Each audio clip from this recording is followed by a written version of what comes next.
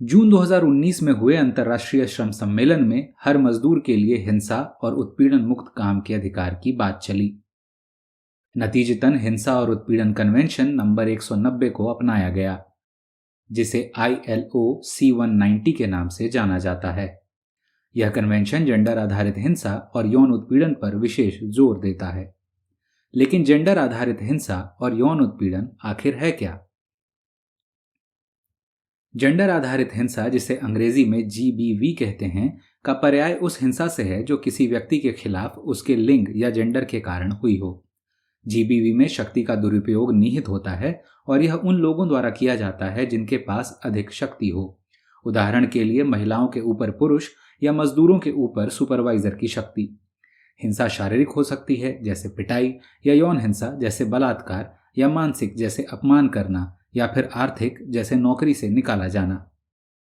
अक्सर महिलाएं और LGBTQIA+ समुदाय के लोग समाज में व्याप्त जेंडर असमानता के कारण जेंडर आधारित हिंसा के शिकार होते हैं। वैश्विक स्तर पर हर 3 में से 1 महिला अपने जीवन काल में एक बार जेंडर आधारित हिंसा का शिकार होती है। दक्षिण एशिया में यह आंकड़ा वैश्विक औसत से कहीं ज्यादा है। अनुमान लगाया गया है कि एशिया प्रशांत में लगभग 75% महिलाओं ने यौन उत्पीड़न का अनुभव किया है, जो जेंडर आधारित हिंसा का एक रूप है। यौन उत्पीड़न एक शारीरिक संपर्क हो सकता है, जैसे किसी के बदन से रगड़ना, टकराना या छूना, या आपके शरीर या कपड़ों पर कोई कमेंट, या फिर एक व्हाट्सएप संदेश, या फिर बस घूरना भी यौन उत्पीड़न है। यौन उत्पीड़न की क्रिया को इस संदर्भ में परिभाषित किया जाता है कि इससे पीड़ित महिला कैसा महसूस करती है। यदि महिला दबाव महसूस करती है या महसूस करती है कि इस स्थिति में वह शक्तिहीन है या वह मना नहीं कर सकती है, तो उस क्रिया को यौन उत्पीड़न माना जाएगा। कोई भी यौन आचरण जो अवांछित है वह यौन उत्पीड़न है। कौन सा यौन आचरण उत्पीड़न है और कौन सा नहीं, यह समझने की कुंजी है सहमति। कुछ ऐसी स्थितियां हो सकती हैं, उदाहरण के लिए कार्यस्थल पर, जहां 2 लोगों के बीच शारीरिक संबंध हों और दोनों ने इसके लिए स्वतंत्र रूप से सहमति दी हो। क्या इसे यौन उत्पीड़न माना जाएगा? जवाब है नहीं। कभी कभी कुछ रिश्तों को समाज द्वारा कलंकित किया जाता है, जैसे समलैंगिक संबंध या विवाहेतर संबंध, लेकिन जब तक महिला ने इसके लिए स्वतंत्र रूप से सहमति दी है, यह यौन उत्पीड़न नहीं है। जैसा कि हमने कहा, यौन उत्पीड़न को समझने की कुंजी है सहमति। लेकिन अगर सहमति इसलिए दी गई है कि ऐसा न करने पर नौकरी चली जाएगी, तब क्या होगा? ऐसे में सहमति पर सवाल उठना लाजमी है। एक मामले पर विचार करें। यदि शॉप फ्लोर पर एक महिला मजदूर जो किसी पुरुष द्वारा की गई यौन क्रिया से सहमत नहीं थी, लेकिन उस पुरुष का ओहदा बड़ा था, जैसे कि सुपरवाइजर, और नौकरी खोने के डर से वह मना करने में असमर्थ थी, या हो सकता है दबाव में उसने हामी भर दी हो, तब क्या इसे यौन उत्पीड़न कहा जाएगा? हाँ, यह यौन उत्पीड़न है, क्योंकि सुपरवाइजर ने अपनी शक्ति का दुरुपयोग करते हुए उस महिला मजदूर को ऐसा करने के लिए मजबूर किया जिस यौन क्रिया में वह शामिल नहीं होना चाहती थी।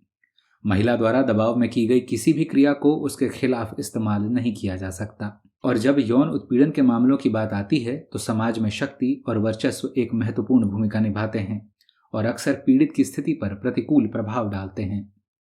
जेंडर आधारित हिंसा और यौन उत्पीड़न, जिसे अंग्रेजी में GBVH कहा जाता है, मानवाधिकारों का भी गंभीर उल्लंघन है और इसे कहीं भी और किसी भी परिस्थिति में बर्दाश्त नहीं किया जा सकता। इससे कोई फर्क नहीं पड़ता कि अपराधी का इरादा पीड़ित को नुकसान पहुंचाने का था या नहीं, इसे बर्दाश्त नहीं किया जा सकता। यहां तक कि ट्रेड यूनियन भी इस समस्या से अछूते नहीं हैं। इंडस्ट्रियल प्रतिज्ञा करती है कि जेंडर आधारित हिंसा और उत्पीड़न को बर्दाश्त नहीं करेगी, ना तो कार्यस्थल पर, ना ही हमारी यूनियन में। तो ILO C190 करता क्या है? C190 का लक्ष्य कार्य जगत में हिंसा और उत्पीड़न के सभी रूपों को खत्म करना है, चाहे वह शॉप फ्लोर हो या फिर वे स्थान जहां काम के दौरान मजदूर आराम करते हों, खाते पीते हों या अपने स्वास्थ्य और स्वच्छता की जरूरतों को पूरा करते हों। इसमें सामाजिक समारोहों के साथ साथ ऑनलाइन गतिविधियां भी शामिल हैं। अब तक किसी भी दक्षिण एशियाई देश ने ILO C190 का अनुमोदन नहीं किया है। हालांकि कार्यस्थल पर हिंसा और उत्पीड़न से निपटने के लिए देशों के पास कानूनी या न्यायिक प्रक्रियाएं हैं, लेकिन इन नियमों में कमियां हैं और इन्हें पूरे बल से लागू नहीं किया जाता। हमारा मानना है कि सरकारों द्वारा C190 का अनुमोदन और कार्यान्वयन इन कमियों को पूरा कर सकता है। तो आइए मिलकर C190 के अनुमोदन के लिए आवाज उठाएं। यूनियनों के रूप में हमें एक महत्वपूर्ण भूमिका निभानी है। आइए मिलकर हमारे सदस्यों के बीच GBVH के बारे में जागरूकता बढ़ाएं।